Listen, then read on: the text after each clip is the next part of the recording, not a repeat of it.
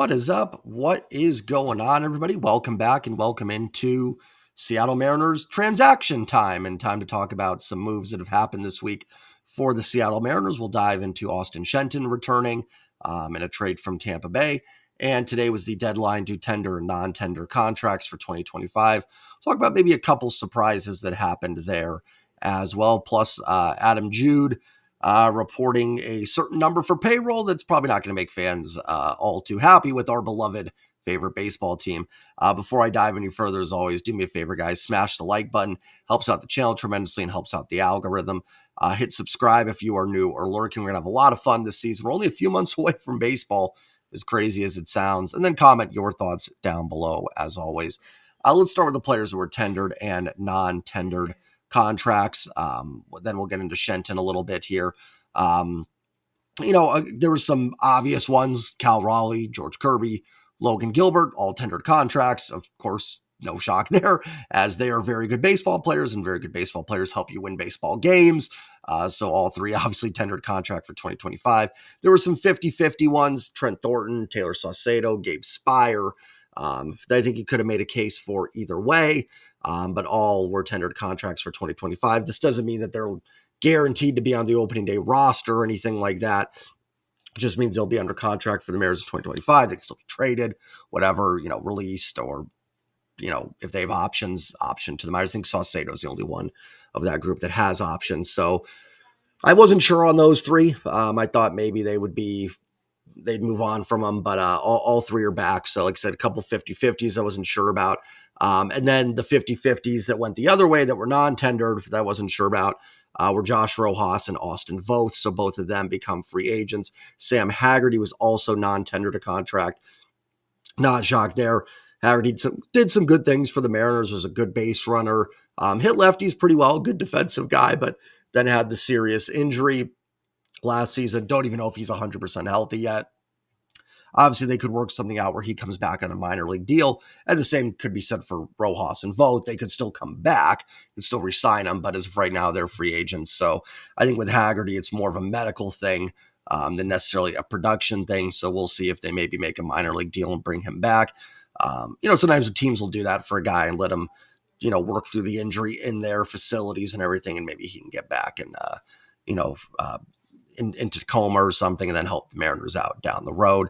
But no shock there. Knew Haggerty would get non-tendered. The surprises were really Rojas and Austin Voth, who were both fairly productive players last year for the Seattle Mariners. Voth was probably the better player overall, but when you factor in positional value, Rojas probably ended up being more valuable because really good defensive third baseman playing third base.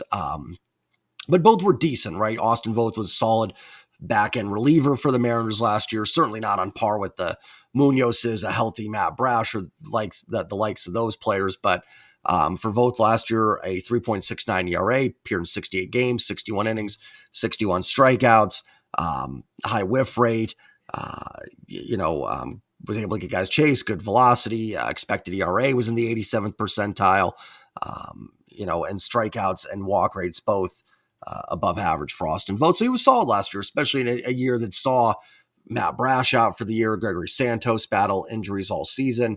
You traded away Justin Topa, Gabe Spire took a step back last season. Austin Voth was probably behind Snyder and Munoz, probably kind of your third guy out in that bullpen for the Seattle Mariners. So he was solid last year, absolutely. But he was going to be due close to $4 million, I believe, for 2025. So the Mariners obviously not wanting to pay that price for a reliever that's, I'd say good, not great, I think is a fair way to describe Austin Voth. So he will not be, or he's a free agent. Could still be back, right? You could still make a deal for something cheaper if they wanted to try that, but he will not be back. And then you have Josh Rojas as well, who, under Perry Hill's tutelage became one of the better defensive third basemen in baseball. Offensively was certainly carried by an amazing April. We were talking Josh Rojas all-star. I mean, in April, he was like the best hitter in baseball, and then really, really dropped off. Still ended up having, a fine season. Rojas was acceptable as the left-handed platoon of a third base, for third base. Fine, right? Josh Rojas was an okay, fine baseball player, not someone that you're going to, have your season hang in the balance with, but could be productive at times and offered a decent floor for third base or second base or something like that. So let's get into more of the theories around the moves and whatnot and my thoughts on it. Listen, I don't think either one of these guys, losing them, changes what your outlook should be on a 2025 Seattle Mariners team. In fact, it's moves that we'll probably forget even happened 5 months from now. I thought Austin Voth was solid. I would have liked having him back in the bullpen. I think he could absolutely help, but I also don't think Austin Voth is irreplaceable by any means. There's very few relievers that are. Andres Munoz is a guy that is not replaceable. You can try and get guys close to that level, but you trade Munoz tomorrow, losing tomorrow, you're in a hole. You can recover from losing the Austin Voths of the world. It's hard to recover from losing Munoz, Brash, or even Santos, if you go back to what he did in 23. Relievers like that, those are kind of your relief aces. Those are the guys that are, you bring them into bases loaded, nobody out. You have faith they can get out of it. That's not really Austin Voth, but he was good, right? I mean, there's no other way to put it. Austin Voth had a really, really nice season for the Mariners, but they, probably deemed it just too much money. We'll talk about that in a little bit, because between these two moves with Voth and Rojas, they save about $8 million. And this goes into the Adam Jude tweet, which mentioned that that's about doubles what the Mariners had left to spend in the offseason, which is concerning because that means they only had $8 million and now they're at $16 million. So if we go off that premise, you couldn't afford to bring back Austin Voth and Josh Rojas. It's just not worth it. They're not good enough. If that's what your budget is, I would have done the same thing. If you told me that's my budget, and again, we don't know for sure about all this, but it would fit in line with what the Mariners have done in the past and what their budgets have been in the past. So I have no reason to believe that that is a false report. And I don't think Adam Jude would be lying about it. It could be, 8 million, it could be 9.1, it could be 7.5, who knows?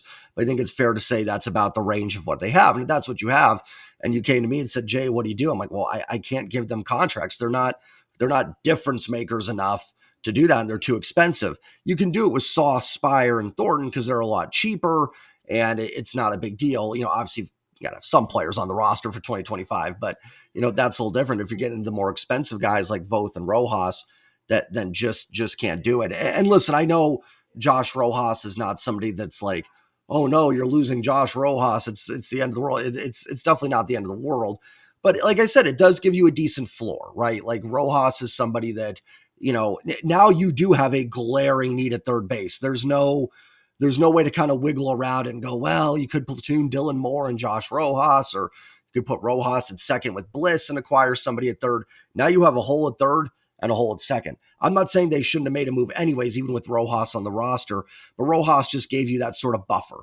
Like, hey, we've got Josh Rojas there.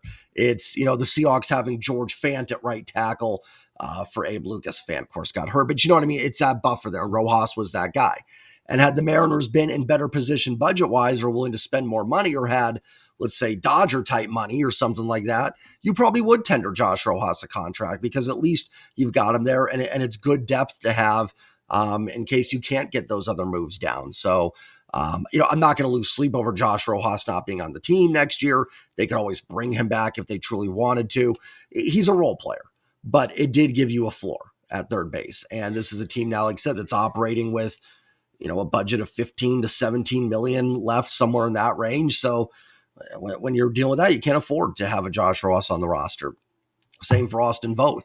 This team's just not going to be in position to pay non-elite relievers, solid money, essentially. So when you factor all that in, then this was the right move to non-tender both of them. And yeah, like I said, if these two alone double what you have to spend the offseason, that means you coming in today, you had $8 million to spend. I mean, that's like what AJ Pollock got on a 1-year deal. So that's nothing. Now at least there's a little wiggle room, but still not a ton. So the team's going to have to be creative. We knew that, right? We know John Stanton is just not going to expand the budget a ton. So we know they're going to have to be creative with trades. They certainly have the prospects to do it. And they also have the pitching staff if they do want to trade pitchers for offense. You guys know I'm not in favor of that, but there are certainly ways they can acquire major league level talent. They've done it in the past, just some of the moves haven't worked out. We know they're going to make some moves. There's no way Jerry's not going to pull off a few trades this offseason.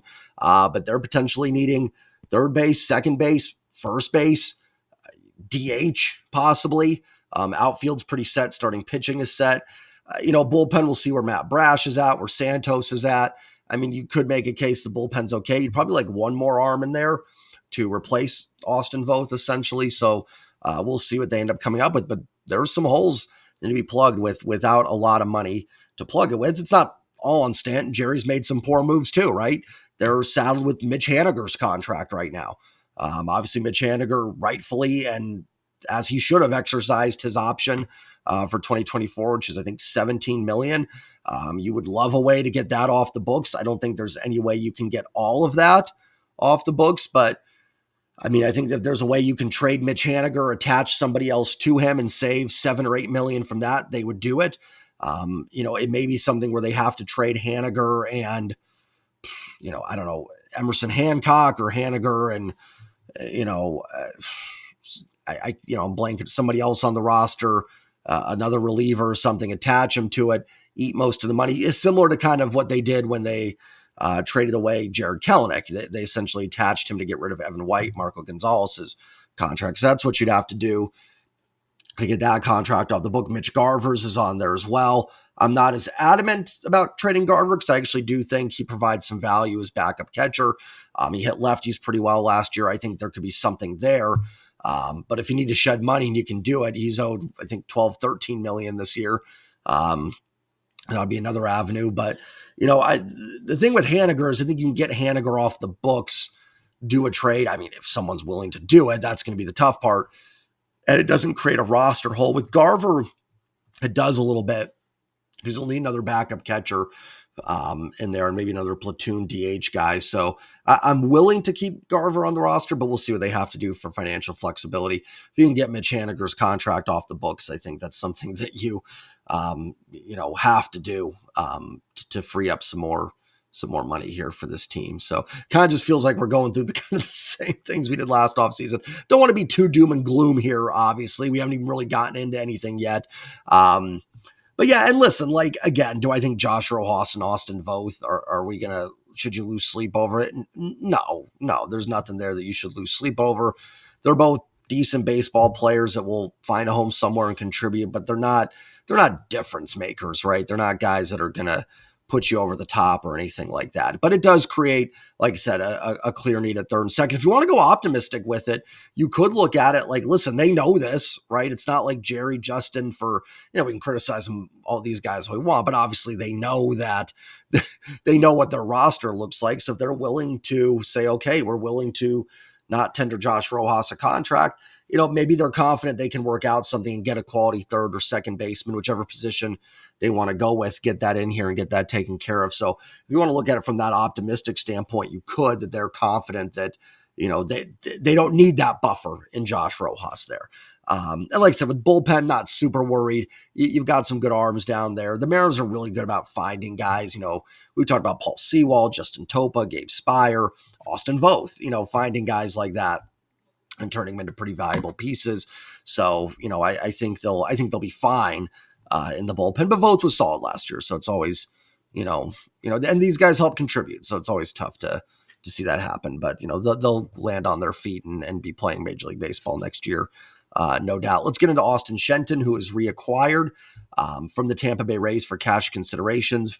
The corresponding roster move was JT Chargois was DFA'd. He would have obviously been non-tendered today too, or they wouldn't have DFA'd him on Tuesday or Wednesday whenever the Shenton deal went down.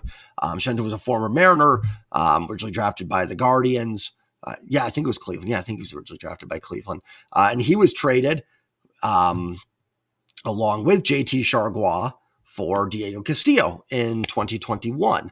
So it's come full circle. Shenton got his first taste of the big leagues last year with Tampa. In 50 at-bats, he had 214, 340 on base, 405 slugging, 120 WRC plus. And it's pretty much just a first baseman DH.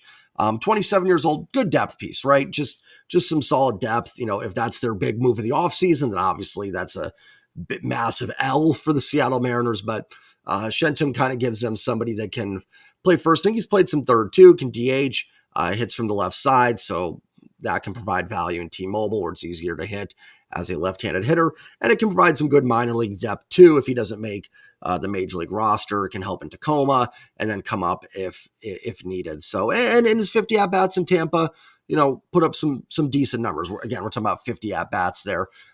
So who knows? But a guy that I know a lot of Mariners fans liked when he was in the system. As soon as Tampa DFA'd him, I think pretty much everyone's like, yeah, Jerry will circle back and bring him back. That was kind of the vibes. And of course, Jerry didn't take very long and made that happen. Although with the budget issues, maybe they want that cash back. I don't know. So we'll see. But no, I think Shenton can help, right? I mean, if you're going to go into 2025 with him as your everyday first baseman, then you're probably going to be in trouble. But if you go in with him in the Jake Bowers, the Jake Lamb role, or the role they tried to have for Jake Lamb, then, it can make some sense and he can absolutely contribute. But I think stating the obvious that it just can't be their big move, and it won't be. They're going to make moves. Will they work out? I don't know, but they will make moves. There'll be other trades that'll go down. We know Jerry will have something cooked up his sleeve. So just to kind of recap, obviously, maybe I'd say mildly surprising moves at Voth and Rojas, not tendered contracts. There were some interesting names that were non-tendered. Jordan Romano was non-tendered by the Blue Jays. I think Eric Swanson, former Mariner, was as well. Could be a couple names to keep an eye on. I think Romano would be too expensive for what the Mariners have. Nick Madrigal was non-tendered by the Cubs. Brendan Rodgers was non-tendered by the Rockies. Again, I know these names aren't going to get you super excited, but it's names to keep an eye on. Jonathan India will not be a Mariner. That's been rumored for the last 3 years. He was traded to the Royals for Brady Singer and somebody else. I like that deal from the Reds, actually, a little bit more than the Royals, to be perfectly honest. I've always liked Brady Singer. But I think India will help in Kansas City as well. So keep an eye on Rodgers, keep an eye on Madrigal as some names. But Rojas and Voth are free agents. Again, not earth-shattering. Those guys weren't guys that moved the needle, but they helped raise the floor a little bit. And it does create, another couple holes that this Seattle Mariners front office is going to have to fill before 2025. So just thought I'd get my takes on those moves and Austin Shenton as well. Thank you all for subscribing, liking, watching the video. If you've gotten this far, remember to hit that like button, subscribe if you're new. If I don't see you all before next Thursday, have a great Thanksgiving. Enjoy it with friends, family, whoever you're with. I'm sure I'll see you all before Christmas, so I won't wish you the Merry Christmas yet, but enjoy the holiday season, everybody, with your loved ones. Take care, and I will see you all next time. And as always, go Mariners and go Seahawks this weekend too. Peace.